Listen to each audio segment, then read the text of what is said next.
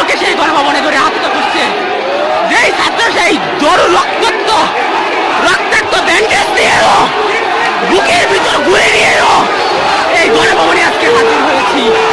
আমরা ছেড়ে যাওয়ার পাত্র ছিলাম না, এখনো নয়। আমরা আছি এবং থাকবো। হাজারো লক্ষ লক্ষ মানুষ সেই গণভবন দখল করে আছে। সেই গণভবন সাধারণ মানুষ রক্ষার গণভবন।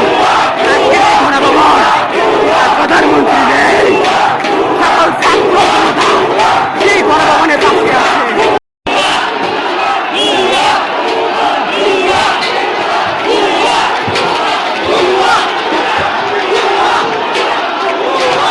গণভবনের এক একটা চেয়ার দেখেন,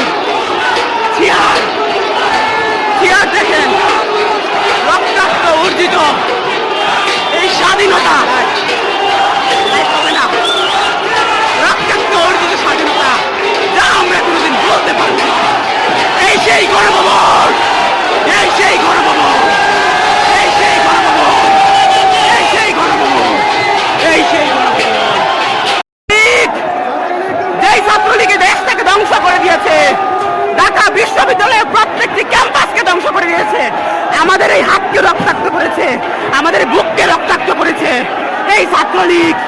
যেই প্রধানমন্ত্রী, যে প্রধানমন্ত্রী নয়, স্বৈরাচার হিসেবে এই দেশটাকে দখল করেছিল, আজকে ছাত্ররা এই রক্তের বিনিময়ে, এই বুকের রক্তের বিনিময়ে আজকে হাসপাতালে থাকতে পারি নাই, আজকে রাস্তায় নেমে আসছি।